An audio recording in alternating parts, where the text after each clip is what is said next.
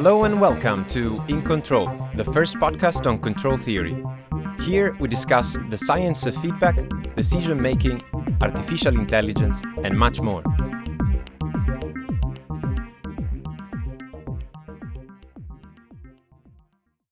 I'm your host, Alberto Padoan, live from a recording studio in Zurich. Quick thanks to our sponsor, the National Centre of Competence in Research on Dependable ubiquitous automation and the International Federation of Automatic Control.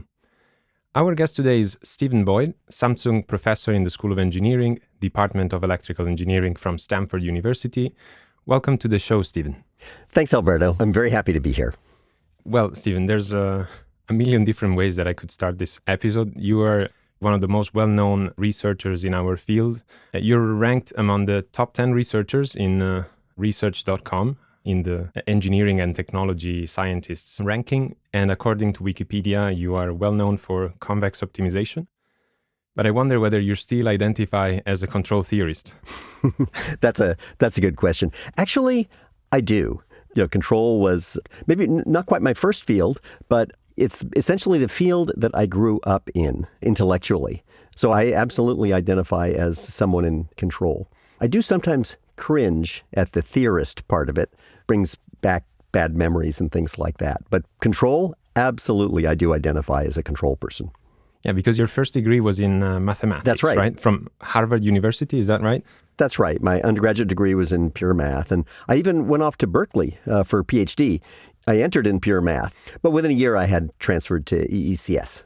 So I'm curious, what has drawn you to control? Actually, I'd like to say that I thought about these things very carefully and looked at different fields and, made a table of the pluses and minuses. And that's a complete lie. I did no such thing. It was just completely accidental.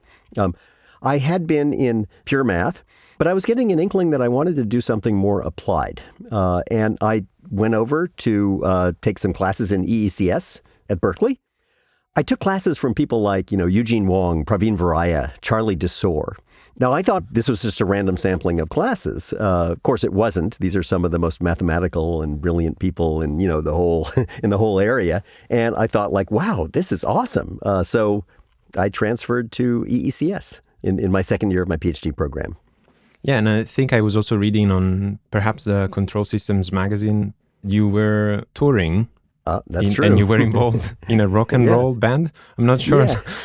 How does that blend with, Not a band. So actually, it does kind of explain, my background, which is very weird, I think. Yeah, is that related to your passion to EECS? It is. When I was let's say in high school, I did two things. Pure math. So I was into pure math very, very young. I did pure math. But I also did very super applied electrical engineering, right? So I worked as a stagehand at a large theater in Berkeley, and they had rock and roll shows come in every weekend or something like that. And anyway, one result of that was, by the time I'd graduated from high school, I knew quite well how rock and roll shows worked. I knew exactly what everything did. I even started recognizing people who were touring with, different bands and things like that. So anyway, I went off to Harvard as an undergrad. I was in pure math. By the way, at this point in my life, I was actually fairly clueless. I didn't really know that, for example, EE and math were related, right? I mean, I know that sounds ridiculous these days, but I don't know. Well, I was just pretty clueless also, but it was also just a lot less information out there. But I guess in a way you were already familiar with concept of amplifiers, feedback, and all those things. Yeah, I certainly did. When I did electrical engineering, we certainly used math, but it wasn't sort of like, advanced or fancy kind of math. Anyway, so when I went off to Harvard, I remember I wrote a letter, which of course is completely hilarious these days, but I wrote a letter to the head of what was then the second largest rock and roll sound company in the U.S. called Maryland Sound Industries, MSI. I mean, I'm sure everybody wants to do this, but probably so shocked to get a letter from a kid at Harvard that he responded. And so I went out on a test thing, test drive or whatever. I went for maybe 2-3 days with not a lot of sleep. I had the great advantage that I knew their systems perfectly because they'd come, they had something like 14 tours every summer. 2 or 3 of them would come through the theater where I worked. And I actually knew their equipment. I knew how it worked. It was actually quite innovative and cool. They had really kind of cool patch panels and things. So I knew how it worked. So I remember they told me, they said, go wire up the left side of the stage. but don't even think about powering it up. Because if I wired it up wrong, everything would blow up or something like that. So I went over. I knew how the system where I fixed it all up. I wired it all up, came back, and they said, "What, are you an idiot? What happened? We said to go wire." I said, "It's done." And they said, "Well, that's impossible. No one could do it that fast." And the guy comes over and looks at it, and he starts like holding his head, and he says like, "Oh my God." Anyway, so then what happened was then rumors started spreading of me being a rock and roll sound wunderkind. That's what happened. And actually, and they got better and better. I mean, someone said, yeah, he set up the entire stage. He did an entire set change in between acts in like 90 seconds flat. It just, all sorts of crazy stories grew. Anyway, the result was that I was hired by that company. And I told them, look, this is all wrong. I've seen your equipment. That's how I know how to put it together. And they were like, anyway, the stories kept growing. Actually, for years, they kept growing. Anyway, I worked for that company maybe for about 6 years on and off. So basically, I was either in school or I was essentially on the road doing rock and roll sound. So, and I guess there was your first sliding door. You could have actually made a career in that direction, but you decided to go to Berkeley for a PhD in control theory. Exactly. I remember very well when the owner of the sound company was like telling me like, dude, I don't know about this PhD thing, but you should do this, right? And actually, I thought about it, not too much actually, to tell you the truth. What was funny was I met him about 10 years ago. So long time, many decades after I had stopped working for them. And two things happened when we chatted. It was funny. Number one is I was thinking to myself, the stories I remember from that time, maybe I did improve them. I don't know if they're true or not. I mean, they were probably based in truth. But anyway, he confirmed that some of the stories that I was most suspicious of, these are my own stories. He confirmed they were true and then reminded me of even crazier stories that I had completely forgotten. So anyway. But somehow the appeal of Volterra series was more. More than... when you put it that way, I think the answer is no. I can tell you this, if you're mixing house in a 15,000 seat venue, right? And, on your headphones, the stage manager says, we're T-minus 4 seconds. And you pop your button across to unmute all the submasters on the mixing console. This beats Volterra series. I'm just going to say it. I'm sorry. It's good. So. And anyway, I guess when you were in Berkeley, you were surrounded by people that nowadays are considered giants in the field. I'm thinking of Chua, Desur, Sastry, just to name a few. And I was wondering, what was your experience there? Oh, it was great. I mean, they are the reason I switched over to EECS. I mean, they were... And in very different ways. Desur was precise and very clear in a beautiful way. Chua just knew so much. It was just, had an interest just all over the map and all sorts of weird areas involving, nonlinear circuits, but also all sorts of crazy stuff.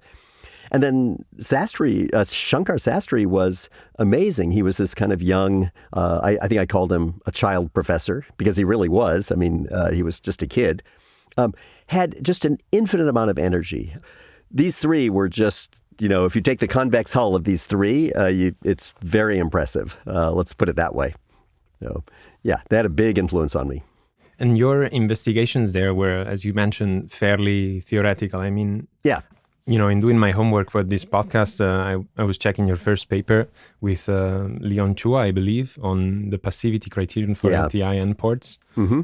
And I actually love the abstract. It was incredible because it already gives a bit of a hint about your future style in a way. It's quite predictive.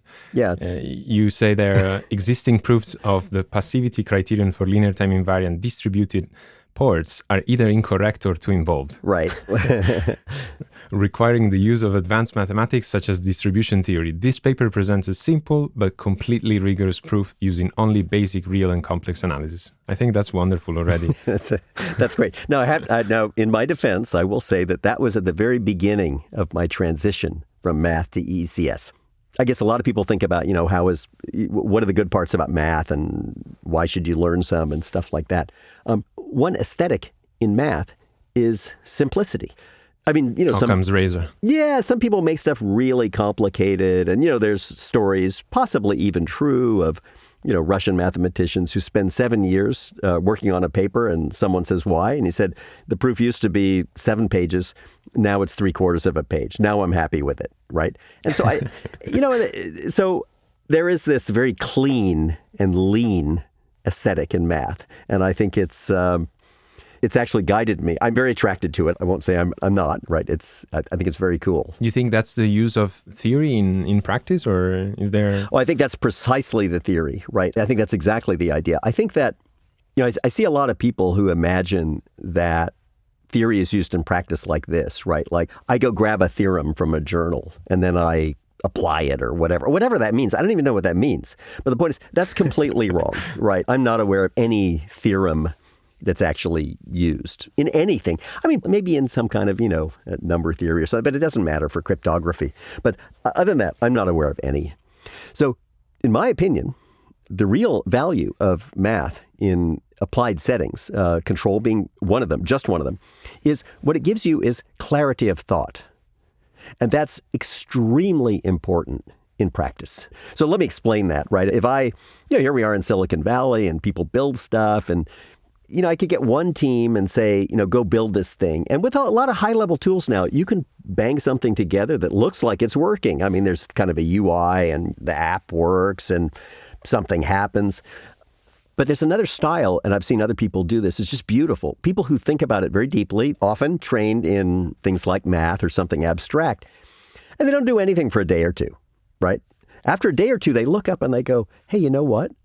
The 87 things that we've been asked to implement are actually all instances of only 3 different things. So we're going to implement that correctly. And then, then it'll all fit together. So what happens is they'll build something, and here's where this is practically useful. When people just hack something together to knock off 87 requirements, it's going to be horrible code, badly structured. There's going to be all sorts of weird dependencies. It won't be correct. You'll never be able to actually debug it. You definitely cannot extend it or anything like that or modify it. Whereas when you see people who actually kind of think abstractly and actually took the time to work out what were the correct abstractions, you get beautiful lean code that has very high probability of being correct. It's extensible. And then just as a purely practical matter, the cost of ownership of that project is a lot less. Because it actually will, number one, it will work. Number two, it's extensible. It's maintainable. It's like Linux, for example. That's a good model of this. Well, here there's a lot to unpack already. I think implicitly you're touching also on the concept of maybe something that we're going to talk about, the concept of disciplined convex programming, but also generally the idea that maybe this is actually the value of human creativity in a way, that of parsing through different concepts and being able to synthesize in a way what is important and how to categorize different ideas, or I guess classes in the language of computer science. I'm not sure. But yeah, maybe taking a step back, I feel like we're diverging from your PhD at Berkeley. I just wanted to understand how that actually relates to you today in a way. So how do we connect a person that, had this crazy interest for mathematics, Volterra operators, very, very theoretical concepts with the person that you are today? So something that I would associate you to very applied concepts, very useful in a way, concepts for everyday engineering. Yeah, it does apply. As I said, that was sort of the beginning of my transition from pure math to EECS in general, to more practical things. You could call it applied math. Control was one interest. So I think that was the very beginnings of it. And actually, it's since then, I'm still on that journey. And it's super interesting to me to see how people in different fields use math. And by this time in my life, I've visited many, many fields. So I've been a sort of a visitor at many. But I've actually spent time, I've spent a couple of year periods in a bunch of fields. Circuit design was one. That was very weird. Finance is another. And what's interesting to me is are the anthropological issues. How do people use math in practical settings? So it's really questions like, how do they think about this? Do they use a lot of brute force computing? It's so interesting. And what's very interesting to me is I found out that in these different fields, which are, speak completely different dialects. I mean, they're not completely mutually unintelligible. I can guarantee it. What's interesting when you look at that is the same topics come up over and over again. One would be, how good is your model? And the acknowledgement that your model is not perfect, right? In let's say circuit design, a SPICE model for a process that's already pretty mature, that's actually pretty good. In finance, the models are, or as a friend of mine says, he's super happy if he gets the sign right. Right. So, this is not Newtonian mechanics, right? But then robustness is another one. How do you design something or decide on good actions or build a good model that's going to be robust to things being not what you thought they were? And that comes up in every single field. They all have interesting different ways to talk about it and think about it. And some of the methods that are used are, from one field or other, might look very unsophisticated, but in fact work very well. So it's sort of very interesting to me to see how people do this. I guess that's really the value, in a way, of traveling, at least from an intellectual perspective. There is this quote from Mark Twain. He says, "Travel is fatal to prejudice, bigotry, and narrow-mindedness." And it seems like this very well resonates with what you just said. Yeah. So I wonder whether traveling intellectually taught you something that you didn't know before. Absolutely. I strongly recommend it to everyone, just to know a little bit about different fields. One of the interesting things is that you really get people speaking different dialects, and they are mutually unintelligible unless someone is there who actually speaks both dialects. It's very hard to translate from one to the other. And now I know when I go into a field and I listen and I'm like, these people sound like idiots to me. But now I know from experience that I should just calm down, wait a couple months. Maybe some of these terms are going to start, and then I'll start understanding what they're saying. And in fact, they're not idiots. And this has happened to me many, many times. And it's actually quite interesting. I think it's very good for all of academia and for research. It's super good to travel, to look at other areas. I guess your first travel was from control itself towards the world, I guess, of computation. Would it be fair to say? Yeah. Actually, I think the very first academic stuff I did was on modeling of nonlinear systems via Volterra series. I also dabbled in, at that time, adaptive control. And then actually became interested in designing control systems using numerical optimization methods, right? So that's one thing I did. I think that's the branch that grew into what I ended up really focusing on. And, what I liked about that stuff, I mean, that was a long time ago. What was very interesting about it was that it appealed to me aesthetically because it was both theoretical. It was using all sorts of stuff about, the parameterization of stabilizing controllers. It was using kind of theoretical stuff. It also used computation to actually solve problems. And then at the same time, it was actually extremely useful, right? It actually solved real problems. So I think that combination of things just really appealed to me. And I mean, it still does, to be honest. So I think it's great. Yeah. In fact, I mean, what I saw, doing a bit of searching was that you got your PhD in 1985. Mm-hmm. And from 1988, what I observed is that the word computation starts to appear in your publications and it grows. From 1988 to 1992, it goes like 1, and then 3, 4 yes. per year. Yeah. So it definitely seems to resonate with you. And at the same time, also the keyword optimization as well. Yeah. So you were moving definitely in that direction from the world of nonlinear systems and very complicated mathematical tools, I would say. Yeah. So I very much like the idea that sort of, some advanced mathematical things like convex optimization, actually, they are very mathematical, but they're also unbelievably useful, which is super interesting because, you normally think of this weird axis where, on one side, there's like pure theory and it's pretty useless, right? And then on the other side, you have something that's, there's almost no theory and it's super useful. And of course, you do see some of that. But what's interesting is that there are a lot of things that are both. And I find that sort of very interesting. I think it's very cool.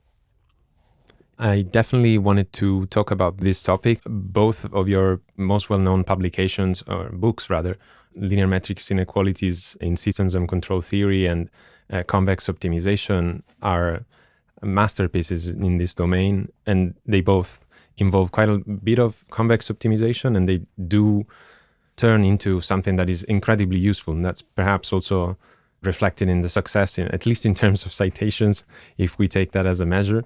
And I'm wondering, one question I would have for you is, why should everybody know a bit of convex optimization? That's a good question. Yeah. Of course, it does depend on our definition of everybody, because if you really mean just everybody, then I'm not sure I'd be on board with that statement. If you mean anyone who does any kind of quantitative work, then I would totally agree with the statement. And yeah, I can say a little bit about why I think it is important for anyone who, and that's many, many fields, right? And, there's the obvious ones like, whatever, all of engineering, right? Much of social science these days. So maybe quite a lot of science. So the reason is it's an incredibly important tool to actually solve optimization problems, right? That, the usual sort of story on optimization problems is, here's what I'd like to solve. And then, basically, people don't admit it when they're teaching these classes, but the bottom line is we can't actually solve most of those problems, right? You just can't, right? Maybe that doesn't matter. We have heuristics that do well, and if you get a good model, or if you make good predictions, or if your hedge fund makes money, you're fine. You don't need to worry about that.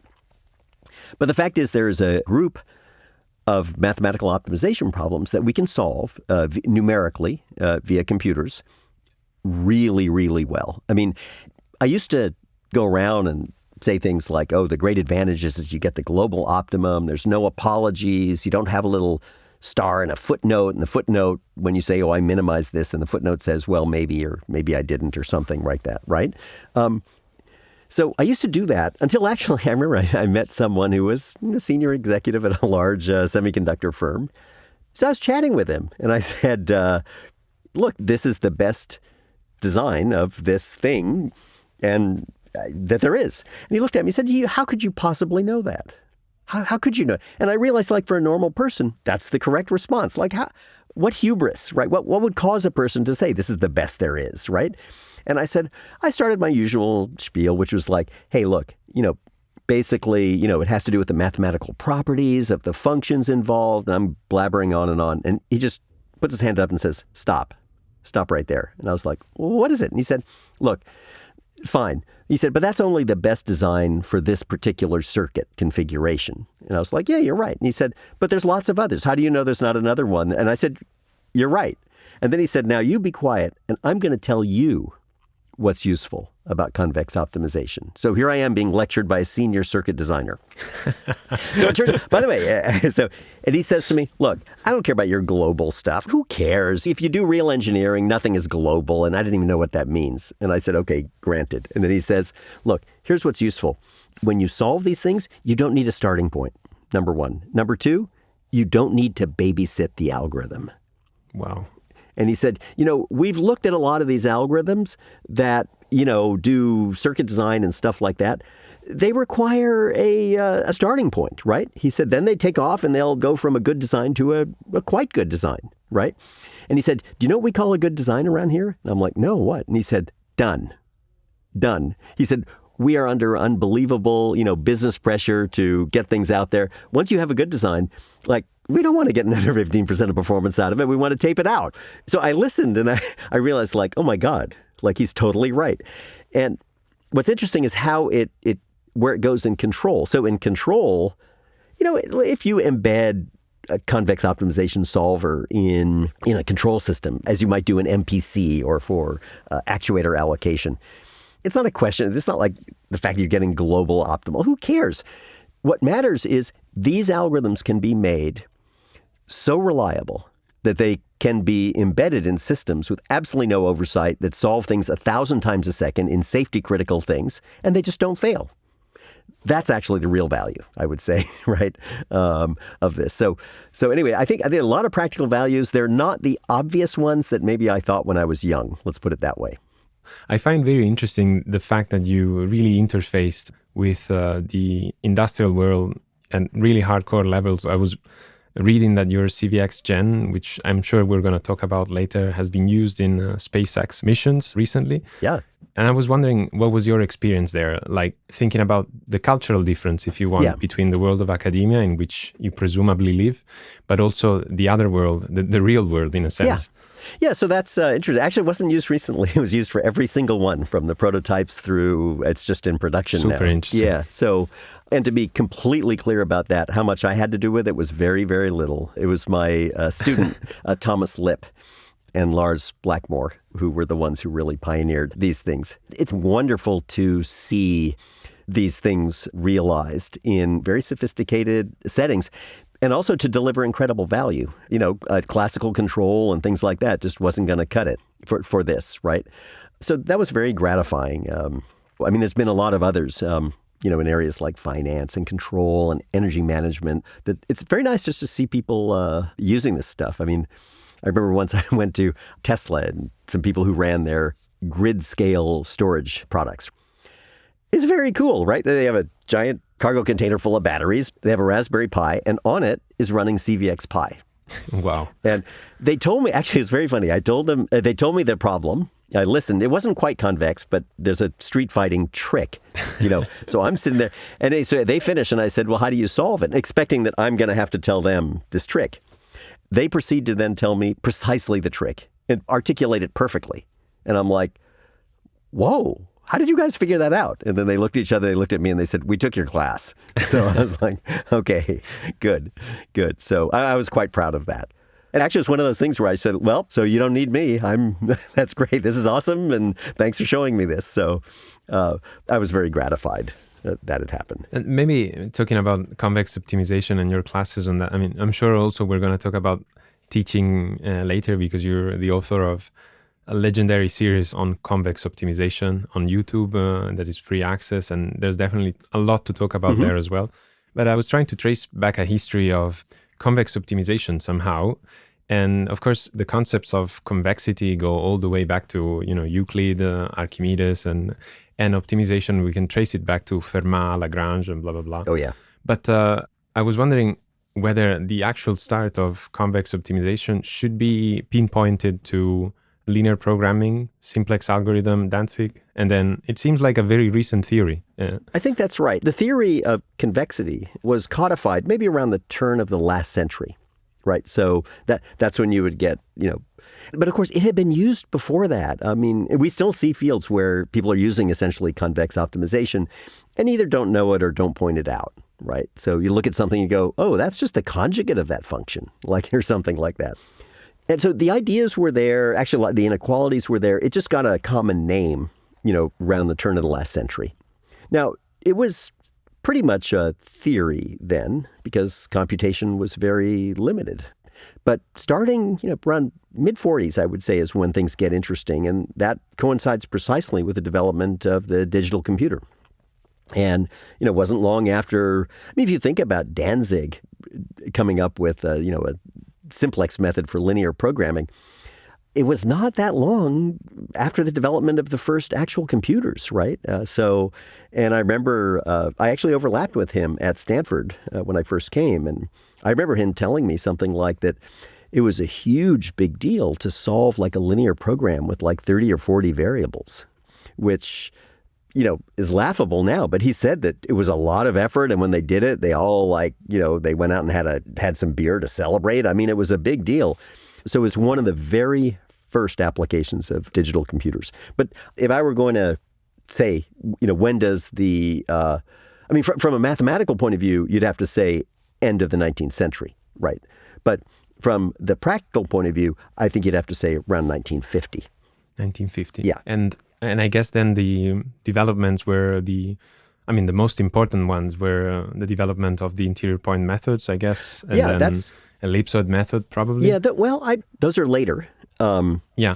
So you actually had two traditions. It was actually very interesting. In the West, in optimization, OR, and these kinds of areas, the tradition was you'd either work on like linear programming or nonlinear programming, right? And that was the distinction. I mean, it makes perfect sense. I mean, it was fine, and it's like linear programming was easy, interesting, nonlinear was more expressive, but, it was complicated and maybe you didn't even get the solution when you apply these algorithms to it. And I think in the Soviet Union, however, there was a big focus, this is now in the 60s, on actually convex optimization. And so there was a lot of work done in the 60s and 70s and 80s in the Soviet Union. I think we will talk about that later, where they really focused on convex optimization, and they came up with all sorts of things. Ellipsoid method was an interesting, super interesting method. Of course, it's actually in practice, pretty much not used and not useful. And of course, the converse of that is something like the simplex method, which in the 60s was shown to be worst case exponential. But it didn't stop the hundreds of thousands of people using it every day because it just worked unbelievably well in practice, right? Interior point methods was also an interesting thing. That was a big, rage in the late 80s and the 90s. And I mean, it was crazy. But actually, it turned out when people went back and looked at the history, there were precursors of this. I mean, this always happens. And it turned out there was essentially a very clean interior point method that was from the 60s by this guy, Deakin. And I remember corresponding with some of my friends who were then in Moscow at the time. And they said something great. They said, Deakin is hardly known in the Soviet Union and unheard of in the West, right? You look at these things like they were pretty good. They were like competitive with the algorithms that people in the West were writing papers on. And they imagined that this was like revolutionary and, nothing like this has ever been done before. And the answer was, you're wrong. It was done in 1967, in the Soviet Union. The interplay between the Soviet Union and, the Western world, both, mathematics, but also, I would say, in control, are so interesting. And I think there's a fantastic summary in your book on linear matrix inequalities about the key events also in that domain specifically, not just in convex optimization.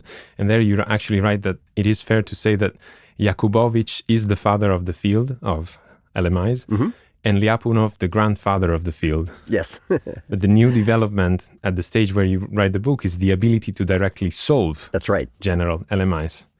I thought that was a fantastic sentence, but it seems like Willems in his 1971 paper is the one that actually points out there is a non-appreciation That's right. for LMIs in control. Yeah, so that also has a very long history. I mean, it goes to Lyapunov and it goes even into the 19th century and basically comes, I think if you really traced it back to physics, to the concept of an invariant at first, right? That's a quantity that doesn't change as the system evolves, right? So, if you have a closed system, it could be the total mass or the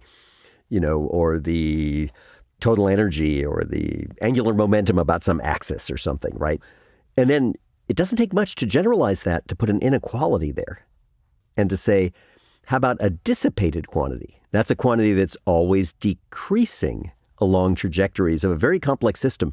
And the whole point that was recognized even in the 19th century was that there were times when you could identify something that was either an invariant or a dissipated quantity without actually being able to solve for the trajectory, right? So you could have a 3-4 body gravitational problem and say, at that point, you could do this, numerically, which would be horrible because it'd be actual people, with, I guess, hand calculators or something. But adding machines. But what was it's super interesting, right? That you could actually, it was fully appreciated then. And of course that comes up in control, right?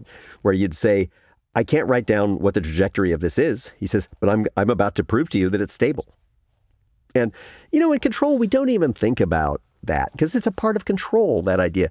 But if you think about what that sounds like, if you really try to pretend you're no longer 22 and a grad student learning this for the first time, somehow the wonder is lost. Because you really should say, oh my God, that's amazing. Like, you can't tell me what the solution of this differential equation. You're like, that's right. I have no idea what's going to happen. But I can guarantee you that the total energy is conserved or that the total energy is dissipated.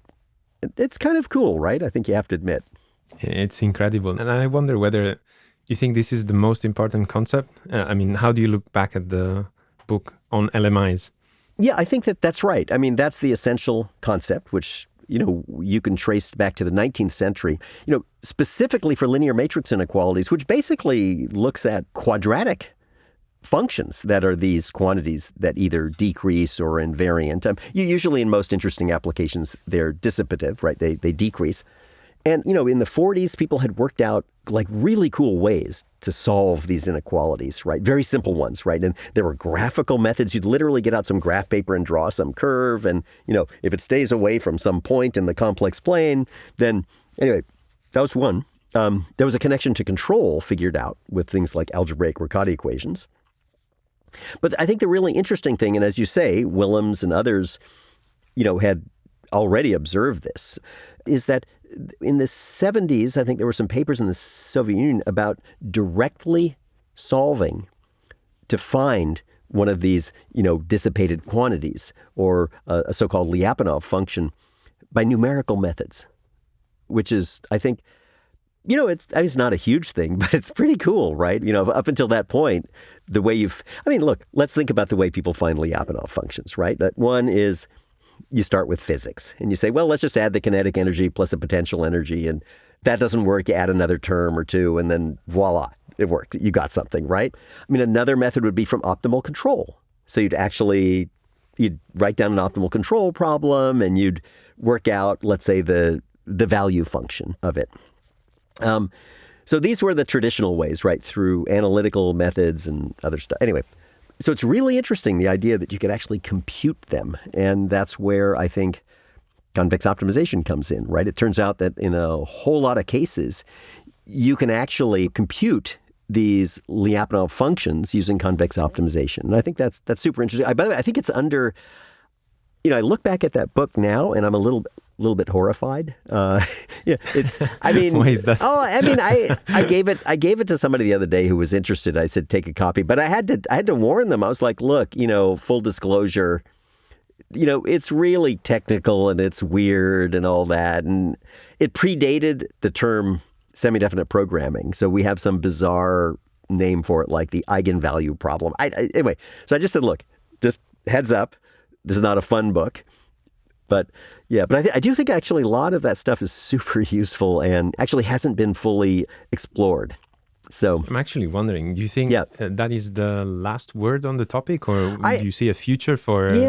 What is the next step? Honestly, I've been thinking about it on and off for a couple of years. But if I were going to do something really weird, I might go back to that and build some beautiful software system for people to do that kind of stuff. There were things in the past that did this. There was this thing called LMI lab or whatever, and there was a lot of other stuff driving it. But just make it so that actually you could synthesize controllers and, performance certificates this way. I think at one point you asked, what were the essential ideas? There's actually another very powerful idea that's in there. And again, like many others, it can be traced way back. But the idea, in the 80s and 90s and aughts, people were thinking a lot about, verifying performance of something. And the way we all know how this actually works in the real world. The way it works in the real world is someone designs a controller and they put some saturation in and then they tweak this gain and they do that and they do this and they gain schedule something and they fiddle around and then they simulate it with a high fidelity simulator on a lot of stuff. And after a while they declare, I think it works. There it is, right? Then they toss this controller over the wall to, some control theorist who's, typically hiding in the back room, right? Back room meaning they're in a place where they should never come out in public, right? Which I think is probably the correct way to handle most control theorists. Anyway, so they throw the policy over the wall to this control theorist and they say, please verify this. Please validate it, right? And, it's interesting. You can try and you can do all sorts of stuff and, but it turns out, I think, one thing you can conclude and one way to interpret the entirety of all the LMI stuff is to say, that's the wrong way to do it. You don't do it sequentially. The right way to do it is to co-design the policy or controller and the certificate or proof of correctness. You co-design them. And in fact, an even cooler and more advanced view, which I think people probably knew this in the 60s or 70s, is you design the proof of correctness first, and then the controller will fall out from it. right? So if I produce a control Lyapunov function or that's the idea behind approximate dynamic programming, right? And incredibly powerful idea, I think. And I guess this is very much related to some of your most recent work on COCP. Is that fair to say? It is fair to say. Yeah. So in COCP is Convex Optimization Control Policy. And it's a broad term for a policy in sequential decision-making. Could be a controller, but it could also be a trading engine. It could be all sorts of other stuff. It could be an alarm system. So I'm thinking of control in a very broad way here. And it basically embeds a convex optimization problem that you solve, right? And, there's lots of examples of this. In traditional control, you'd have MPC, which has been done, I think, since the late 70s, MPC in like chemical process control. And it's really fascinating, right? That you solve this complicated problem, and then that tells you your current action. And then 15 minutes later, you do it again. It's cool. For the audience, I should probably just add what it perhaps is MPC, just for everybody to be on the same page. So model predictive control, it's just, I guess the main idea there is really to solve an optimal control problem recursively, iteratively. And that turns out to be a very good idea in practice. This is the very, very short sales pitch, I would say. Yeah. But you were saying something about convex optimization policies. I find that concept quite interesting and in a way also revolutionary. I was watching a keynote that you gave at L4DC in 2022, and there was a fantastic controversial statement there that goes like, tuned COCP, so Convex Optimization Control Policies, is the PID controller of the 21st century. Can you elaborate on this? I can. This is one of the things that you come to appreciate in control. And it's a really cool fact about our field. And I think we should accept it and embrace it. I think it's really awesome. It's this, is that incredibly simple sounding algorithms can be unbelievably effective in practice. PID controller is one of them, right? And it's very funny, when you go to a fancy control thing and you'd be hearing a lot of theory and some fancy new robust controller and stuff like that. It's just it's good grounding to think every now and then about things like PID control or lead lag control. So I thought your definition of MPC was very good. I want to put it in maybe a less fancy way to say it. Because I see it, actually, it's used in many, many fields with different names, right? So the way, at the highest level, I would say it goes like this, right? You want to take an action. It's for sequential decision making. So, you can act right now. And there's stuff that you know, and there's stuff you don't know. Like you don't know exactly what's going to happen in the future. You probably have some idea, but you don't know exactly. And so the first thing you do is you get a forecast. And it's ridiculous. It's a single forecast of what's going to happen in the future, right? You say, this is the way I think energy prices and demand are going to be moving in the next 48 hours. Like that's a prediction. And someone says, wow, do you believe it? And you're like, no, of course not. No, it's just a forecast. Come on, right? Okay, then you do this. It sounds so naive, it's unbelievable. You then do the following. You say, okay, well, guess what? I'm going to create myself a plan of action, assuming my single forecast is completely correct. And you're like, that makes no sense. It's like, this is not going to work, right? Okay, and then you say, then what I'm going to do is I'm going to make a plan of action. You take the first step in that plan of action, and that's what I'm going to do today, or for this 15-minute period. Then they say, well, what happens next 15? Well, you say, I do the same thing. I get updated forecasts, I replan. And then, of course, there's there's a lot of theory around it, which is, frankly, a little bit silly. It is nice to know that it kind of works in some silly cases, right? But I think the most important fact about it is something like PI and PID. When it's done correctly, it works extremely well. Thank you. If you think about it, it's hilarious. It's used in finance, where it's called multi-period trading or something, right? And that's hilarious, because the entire point about finance is precisely that you do not know the future. If I knew future returns, I don't know. I have friends who say if you can get the sign right 52% of the time, you can make money, right? So the point is, you very much don't know the future, and yet, in the right hands, there it is working in finance. And so I remember I talked to someone in supply chain. This is how they do. This is what supply chain does. Of course it is, right? You make forecasts of product demands, right? And you figure out like what stuff should you ship where and, all that kind of stuff. And you're taking into account a lot of cool stuff like, the cost of trucking things or transporting things from one place to another, the capacity in a warehouse, the amount of labor you have available to do X, Y, or Z. So it's, very sophisticated. But it's based entirely on forecasts, a week, a month, or, even sometimes an hour out.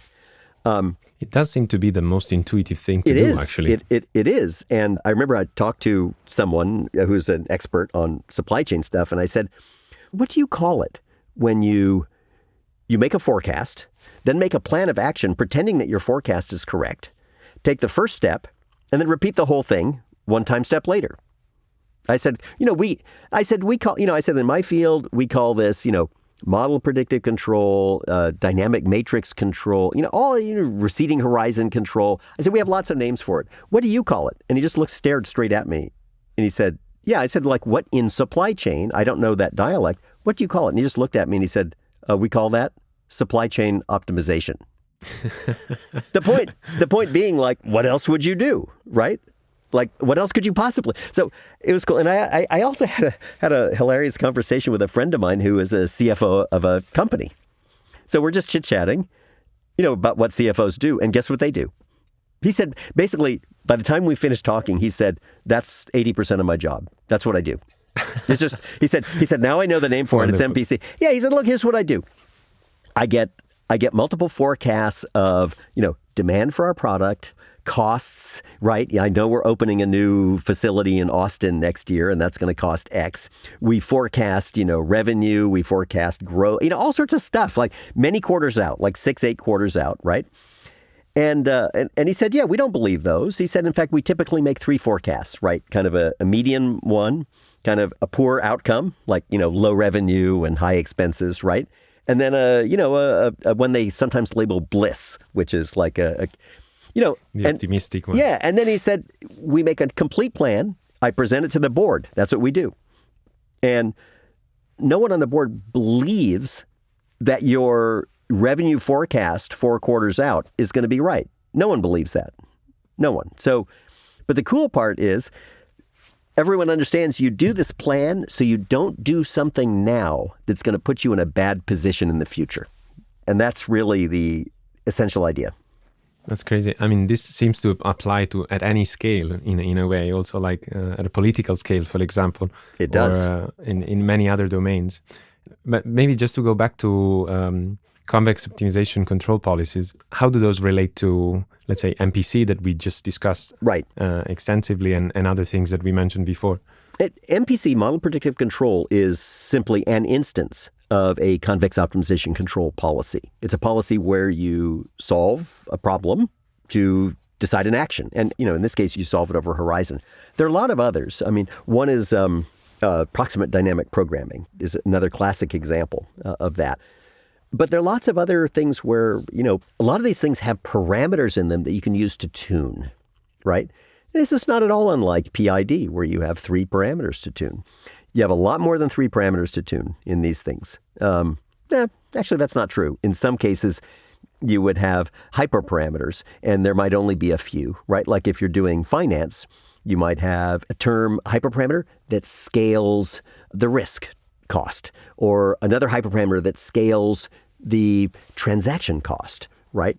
And, as senior people in control told me decades ago, the right way to think of these parameters, they were, of course, referring to like LQG, is they said, these are knobs that you turn to make the controller do what you like. And it's this identical principle here, right? So, people have made convex optimization control policies for a while. It's growing, I think, or it appears to be. Part of it is the, relentless improvement in computers, right? So, that doesn't hurt us at all, I should say, right? It's everything's based on that. But a lot of the tuning was done by hand. And that's actually, if you've got 3 hyperparameters, why not, right? What's interesting is even something like 10 or 20 or 30 hyperparameters is a case where you can tune that policy to make it do what you want. And so I think that's what a tuned COCP policy is. And what's, I think, kind of exciting is not theoretical, because everyone knows about all this and knows that this is the general program. I think the most exciting part about it actually is the infrastructure and ecosystem being built out to actually do this, right? So we'll talk about that, I imagine. We'll talk about CVX Pi. Definitely. To me, that's the most interesting part. I mean, I'm just wondering, I'm going to put myself in the shoes of the audience. Yes. And could we conceptualize COCPs as essentially parametric convex optimization programs, in the parameter being the control policy in a way? Would that be fair to say? Maybe not quite. So there are two types of parameters in a convex optimization control policy. One, it tells you the context, and that's typically like the state or the inputs, or if someone says, no, I changed my mind, here's your target over here. Right. That's one. And the second are parameters that affect the policy, but you don't expect to change very often. And as a matter of fact, those would be the Qs and you got Rs, it. for example, in LQR. You got it exactly. Right. And to be honest with you, in most legitimate applications, you don't change those at all. I mean, you know, whatever, except with a software update or whatever it is you want to do, right? That's the safe model. So it sounds super interesting. And I guess the ecosystem that you were referring to before has to do with the enormous amount of software that you have produced. Again, in your, I wouldn't even say double life, but triple life or fourth life.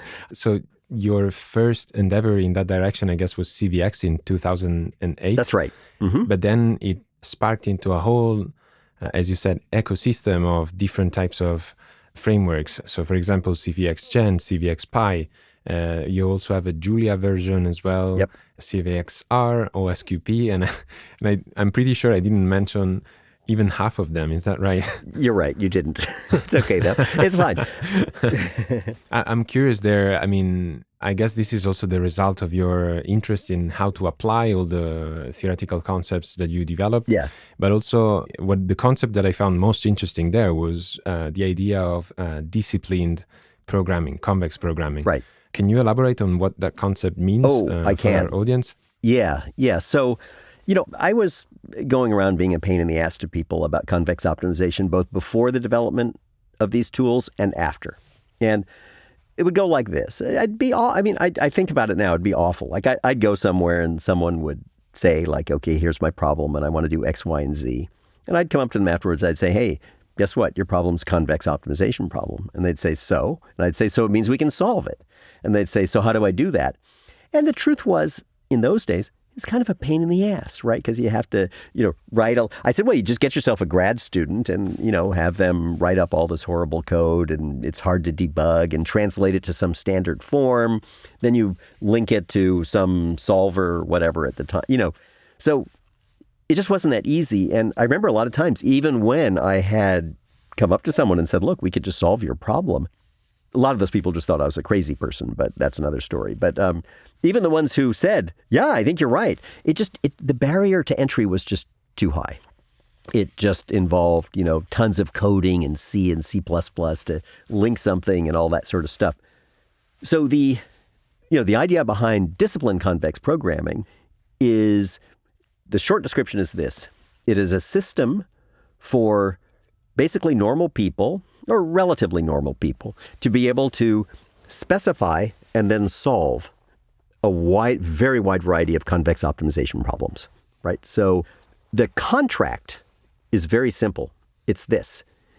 You, the user, will accept basically extreme limitations on what you can express, okay? Here's what we pay you. If you honor that contract, then what we will do is we will faithfully translate your problem to a standard form problem and solve it globally and give you the solution, right? That's the contract. And, it's actually, it's not too dissimilar from the question of trying to verify a controller. You might imagine that the right way to use convex optimization in the field would be people just write their problem. And then, some computer would look at it and try to argue and figure out if it's convex or not. And it turns out that's actually a truly terrible idea. The right way to do it is to say there's a very short language. As a matter of fact, there's exactly one rule, which is crazy. So there's just one rule. And if you faithfully follow this one rule when you form your problem, then we guarantee we can faithfully translate it, and then it can be solved. And, it's very different from so-called nonlinear optimization, right? Because in so-called nonlinear optimization, you can do anything you like. Type in whatever you like. But now then the modeling is easy, and now the solving is like an art. And in fact, in most cases, you can't even do it. Anyway, so the idea of DCP is we just say, here's a simple rule. You follow this rule, we solve your problem, period. And, so we built a bunch of software implementations of this, and it's fun to watch it grow, and it's very widely used. It's kind of awesome. It's incredible. I myself was a user of many of these tools, and I can definitely vouch for the fact that it's incredibly easy to use, and that's perhaps where the success of these tools lies. So I was wondering, how do you actually make somehow these frameworks? I would imagine that it can be posed as programming language free in a sense, because programming keeps on changing, in the sense of programming languages keep on changing, they keep on being updated. But how does one actually remains robust, let's say, to these changes? So, what's interesting is this goes back to the stuff we talked about before, which was the value in practice of theory, right? That you could imagine just basically hacking something together that says, if you see min or max, do this, right? If you see the square root, do this transformation. And the point is, a system like that, it would probably never work. I mean, it might appear to work at some point, but it doesn't really. So DCP, Disciplined Convex Programming, is built from an extremely small mathematical core, right? And the result is that with high probability, it's actually correct. Now, what's interesting is implementing that core. And by the way, CVX was not the first one. I would say the first one was YALMIP, which was, yet another LMI processor, which preceded it. It was very, very cool. Anyway, the basic idea is very simple. When we first did this in MATLAB, quite a while ago, they had just barely introduced object-oriented things, and it didn't really work and wasn't consistent and blah, blah, blah. And so it was actually kind of a pain to implement it. Of course, that was Michael Grant who did that. So what's happened is, as languages get more and more sophisticated, it gets easier and easier to solve. In Julia, for example, which has the advantage of being a relatively recently developed language, the core of convex.jl, it's like 40, 50 lines. And you're like, how could that be? And the reason is that the language supports these very high-level abstractions, right? So to me, that's actually really cool. The idea that, you go back to C and Fortran, and I don't know, you could do things like, multiply two numbers, and then shove them back into this memory location or something like that, right? I mean, but what's amazing is the new languages support incredible abstraction. That's awesome for people like us who use math to do practical things, because it means you can actually express really complicated things, or things that would be complicated, in just a handful of lines of code. And I'm curious about the future trends that you actually foresee. So, for example, do you have any thoughts on the role of, say, AI in completing our own programs? Or what is the next big thing in solving the next type of most expressive optimization problem? I don't know. What are your thoughts on monotone operators? There are so many questions that I still have. It's incredible.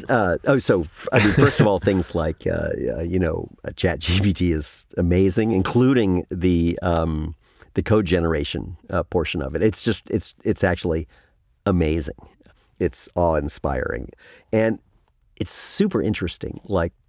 We've played with it, and it's actually super.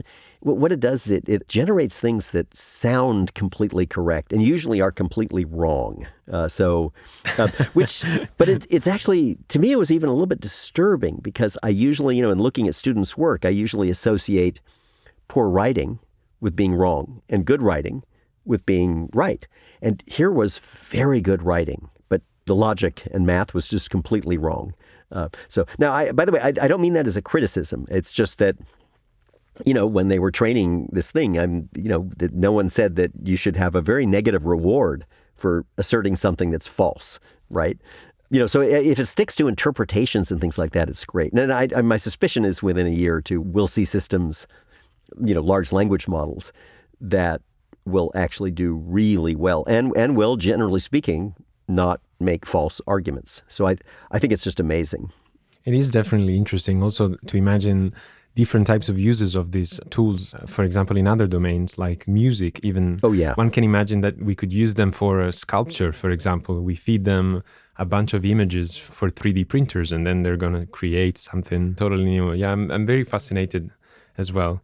And I'm curious, what's the role that you see there of optimization? Because it's definitely there under the hood. Well, certainly. It's entirely based on, it's SGD, stochastic gradient descent under the hood on, 100 billion parameter models.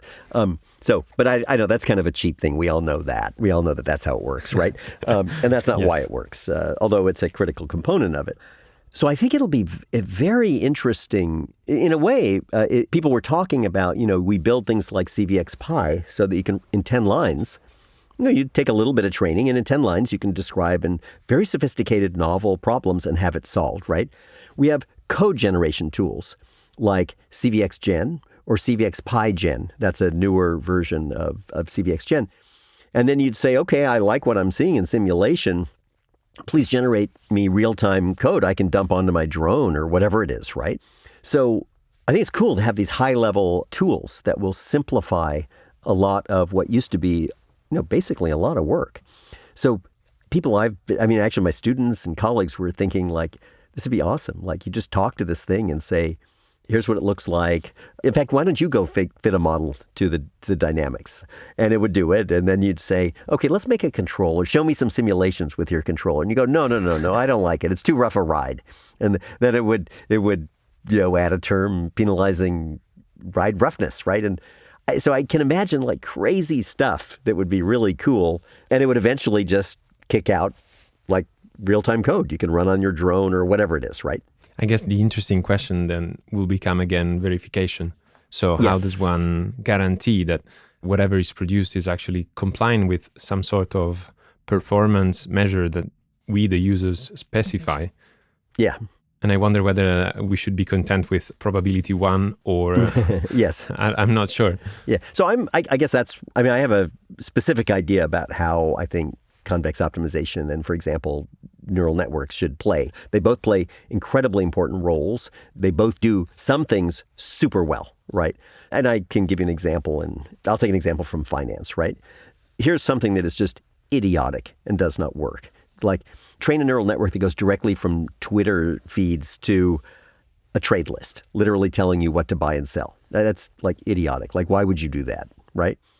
The correct way to do it is take a neural network that basically takes in some like very complicated data like Twitter feeds and all sorts of other stuff, and then predicts, let's say, 1 day and 5 day forward returns. Okay? That's a perfect use of it. That is then plugged in to a convex optimization solver that weighs the risk, the transaction costs, the constraints, and then from those, it generates the trade list. Nice thing about the convex optimization part is we know what it does. It can't do anything crazy. Whatever it does for a reason. We know how to make it robust. We understand precisely what it does. And in fact, it can be made so reliable that it just runs real time without any human intervention. So you have the neural network making very sophisticated forecasts, ones that would be very difficult to do using other methods. And then that feeds into some, MPC or something like that. So to me, that seems like the right way for these two technologies to play together. Maybe that is the future, actually, of the interplay of control with machine learning. That is nowadays the elephant in the room for us control theorists, because it seems to work so well in certain domains that it's impossible to ignore it. Absolutely. Yeah. But maybe it's time to shift gears a little bit. I was definitely struck by your IEEE Control Systems Award acceptance speech, which I believe appeared on CSM, on the Control Systems magazine. And there's a fantastic quote that I definitely have to read. It goes as follows. For me, teaching is research. Teaching is storytelling, and the story behind the research is important. The story should be simple and compelling with substance and maybe a few subplots. And it should bring people in, not keep people away. For example, by using some esoteric field-specific dialect or acronyms, or assuming that the reader has fully absorbed all details of the last few papers. I think that's great, and I'd like you to elaborate a bit on this. Sure. What are your thoughts on teaching? Yeah, so, I really don't distinguish very much between teaching and research. In both cases, and again, it comes back to this training in math and this aesthetic, that what you want is intellectual economy, right? So no one wants to hear somebody come in and say, oh, there's this method and that method, and then you could do this. And, oh, is it Tuesday? Okay, we can tell you about, reverse conjugate gradients and blah, blah. It's like, I think when you hear that, it tells me that this person is kind of confused inside, right? What you really want is to get it down to its essence. And this is not easy work to try to figure out, what are the three concepts. A lot of it involves intellectual triage. When you see all these fights about the curriculum, in various fields, like let's say EE for one, right?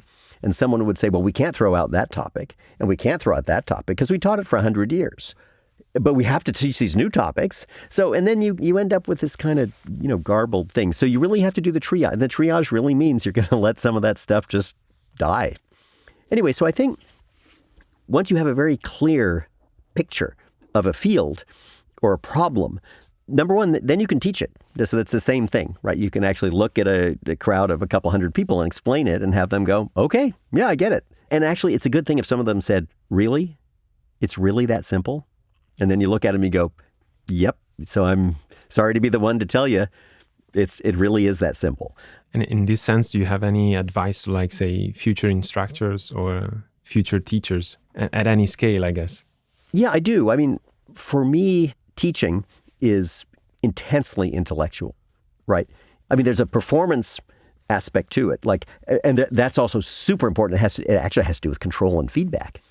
But actually designing a lecture or a course or something like that is actually intensely intellectual, right? What you really want is a clean story, right? And maybe the details are complicated. And in the right social setting, it's fine to go into the details, right? If you're with 5 other people who are experts on that field and you want to talk about some weird, constraint qualification thing and compactness of the dual, by all means, please do it. I'm assuming this is not in public, right? So that should not be done in public. But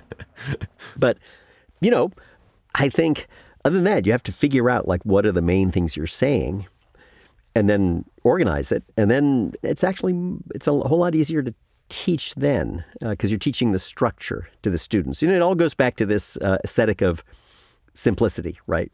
I guess this is extremely well demonstrated, not only in the books that we mentioned before, but also in one of your most recent books, Introduction to Applied Linear Algebra. Of course, there will be a link in the description to all the books and publications that we mentioned in the podcast. There, you really take another level of abstraction and you make a wonderful exercise for people to digest and understand linear algebra. For me, I did read the book and it was extremely clear and very, very interesting take also on it because there were lots of applications coming in from all sorts of different fields. Was that your goal in writing the book? Yes, that's right. It was a fun book to write. It came about because, I don't know, about 5-10 years ago, maybe 10 years ago, I have a colleague and I was just complaining to him always about how terrible the linear algebra teaching is and how people really, you don't even really, it's much more important than knowing, for example, calculus and all this kind of stuff. So I kept complaining. And at one point he turns to me at lunch and he says, look, you can either continue to the end of your life complaining about linear algebra education. He said, or you can do something about it. And I was like, okay. And at that moment, he got me there. Yeah, he got me. So I did. It was actually really fun. And it's actually, so the book, I like to think of it, basically it's an extremely elementary, very slow introduction to linear algebra. There's all sorts of stuff we don't do. Like people say, you don't do SVD? And you're like, that's right, we don't. You don't do determinant, rank, range, null space, fundamental theorem of linear algebra. Anyway, I was like, nope, not a one. So it just focuses around basically least squares and what you can do with it. And you shouldn't make fun of that because, a very large fraction of entire industries are run on methods that, are glorified forms of least squares. And control is one of them, to be perfectly honest. So I think of it as like, the slow eating movement. Yeah. This is where you don't run in and grab something. You have a 2-hour, 3-hour, lunch and a 4-hour dinner, and you actually savor each course, right? So this is basically the slow linear algebra approach, right? I guess there's also like a basic philosophy behind it. So how many people do you want to draw in Yes. with respect to, say, I want to say something to a selected few? That is precisely right. So we call certain courses outreach courses. And first I'll tell you what, here is not an outreach course. A course on the most advanced topics in information theory, the 7 papers published in the last year. Okay, that's a perfectly good course. It's a great course, and you've got your 4 students in it, and it's great. Okay, the opposite is an outreach course, and the idea there is to design a course that brings the essence of the ideas to an incredibly wide group, people in many different departments and fields. And there you really have to do the intellectual triage, right? You can't tell them everything. So you really have to kind of think about what are the useful ideas and what are the useful methods. Right. And so it's part of that. And so it was a really fun exercise, for me and Lieven, my co-author, to do. Yeah, I guess also accessibility is a concept that is very much at the heart of your endeavor. This is also reflected by the fact that everything that you produce is open source. Is that right? That's right. I think you're potentially, one of the few that I have in mind that has all of his own papers on his website are publicly available, including books. And I'm just curious, what is it that motivates you to go in the direction of open source? Well, I think it's extremely important to advancing. This is good for everyone, is to make all this material available. I think it advances science and it advances research. And I have gone to places, where I would give a talk, and I would have people come up to me, afterwards and say something like, we want to especially thank you for putting your convex optimization book online. And they said, because we can buy it, but the price is about 2 months' salary. Wow. Right? And so, I didn't think this through carefully. I would love to revise history and claim that I thought this through and it was a moral decision and a, rational. Anyway, honestly, just fumbled into it. But I am also very happy that that's the way I've done it. I guess another interesting segue to this is related to publishing. So I would be curious to hear your view about what are the right incentives in that direction on modern publishing, let's say. Mm-hmm. And I'm curious about what are your thoughts on the social aspect behind science as well? Right. There's a couple of different aspects of that question. One is that there are these predatory publishing companies, that basically get essentially for free material from researchers and professors and, this kind of thing. Actually, then have it reviewed for free by other professors and researchers, right? Even now the production costs are approximately zero. Then they create these things and then price them at appalling prices, knowing that there's some inelastic demand, like, various libraries are going to get a copy. And then in addition, this restricts the free flow of this information. So I think, that's a very bad phenomenon. It's not going away fast enough for my taste, but I hope it does. Now, there are some really good publishers, right? Cambridge University Press is mine, and I just think they are awesome in every way. They do a lot and they add a lot. So I think that's one aspect, the problem with, and by the way, it's not always the for-profit publishers, right? There are nonprofit publishers that are basically not doing good stuff for science, right? Right. I'm not going to name any, but there are some, and they're not in control. Like IEEE or something like that is on the ethical scale of publishing.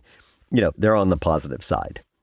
I think that's one aspect. I think the other aspect is that now that we have the ability to make stuff so widely available, I think it's a great idea to do it. And I remember I heard a talk at Stanford about this, about the effects. It was a talk in history about the effects of the GI Bill, the General Infantry Bill. So after World War II, there were a lot of returning soldiers in the U.S. They didn't know what to do with them, so they sent them to college. And this was absolutely radical, right? Before that time, you didn't send them to college, right? It was like, that was for people who were rich or something like that, right?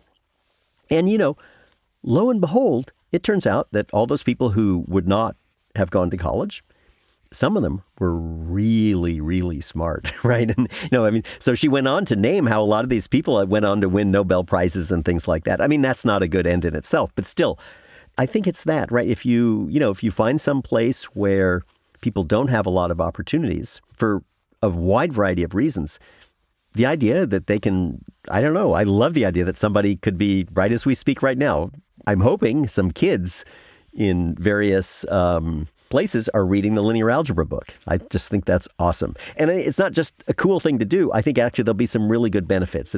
Some of those people are going to grow up to do really great stuff. And hopefully they will listen also to this episode as well and they'll be inspired. I hope so. Yeah. So we're heading towards the end of this episode. And in closing, I would like to ask you maybe a couple of questions related to the future of convex optimization and control, or maybe the intersection of both. Mm-hmm. And maybe I'll have another question related to advice that I tend to ask to any guest that features on the show, to future students that happen to be in control nowadays or planning to come in the field. What would be your best advice in general? Yeah, so let's see. So the first question is about the future and like what's going on. And I have to say that, what I'm focusing on is actually pretty pedestrian, but I think it's important. So my focus and a lot of what our group does, I mean, we do fun stuff too, but a lot of it is just to make sure that we build out the infrastructure that we need for very wide groups of people to use these methods. Right. That's what we want to do. If you look at some other fields, they have done so well at this. I mean, machine learning, unbelievable. The amount of open source material that's available and incredibly high quality open source implementations of things. I mean, anyway, my hat goes off to them. I mean, I think they've done a spectacular job. I personally think in optimization, we've done a less good job, and in control, maybe even worse than that. So, and a lot of it is kind of pedestrian and boring. Like, everybody knows how to implement a QP solver. But, somebody's got to make one that's open source and reliable and works and things like that. So we do a lot of that stuff. When you say these words, you have in mind things like TensorFlow, PyTorch, or those kind of things? Yeah. Oh, my God. That's so good. I mean, I think they've just done an incredibly good job. And, if you think about it, there's nothing like that in control. Name the open source tools in control that people could use, right? I mean, it's a simple question. Like, I sit down with someone, I tell them what control is for like 5 minutes, and they go, this is awesome. This is awesome. I want to use this so-called control. Like, how do I do it, right? Like, tell me, what Git repo do I clone? Or, what do I need to pip install, right? And the answer is there's like nothing. I mean, there's commercial stuff, which and there's for-profit stuff. So, I mean, it's a little embarrassing for all field. And I'll be honest, I think it's a little embarrassing. And then you asked about advice. And I would say to a student, and this is going to be very personal because it's what I thought I wish someone had told me. Maybe it's also a character flaw on my part. But, when I was young, I was very snobby and had very high standards and things like that. And I kind of avoided things that were messy and, a lot of the applied stuff was messy and stuff like that.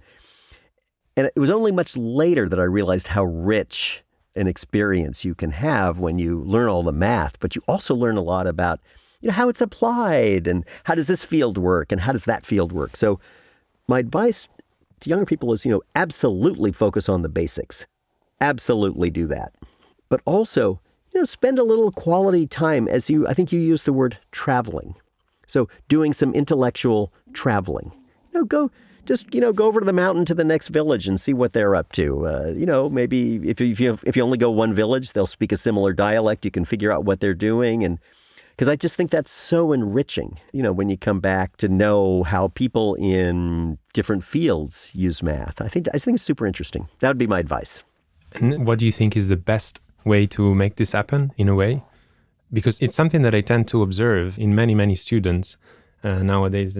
There is definitely this tension towards, learning theory, hardcore theory, and becoming always more and more knowledgeable about that. Right. And in that way, you detach yourself from application. Right. So I think you're right, that I think in some ways some of the incentives in academia just aren't right. That, the incentive is to write an 8-page paper that is completely impenetrable, that no one understands, and so on, and, is poorly written. I mean, which is actually, it's obfuscated, maybe not intentionally, but so I think a lot of the incentives are towards that, but I think that's the wrong incentive. So my advice would be to do something your advisor sometimes will not be on board with. and that is, to poke around, look at other things, take the time to write things that are clear and simple, make some open source implementations of various things, and just literally just contribute it to the world.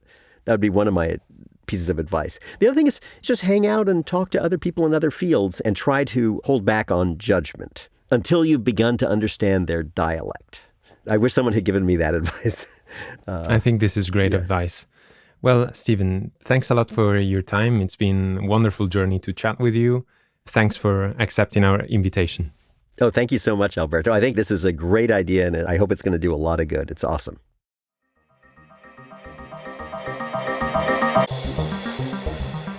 Thank you for listening. I hope you liked the show today. If you enjoyed the podcast, please consider giving us 5 stars on Apple Podcasts, follow us on Spotify, support on Patreon or PayPal, and connect with us on social media platforms. See you next time.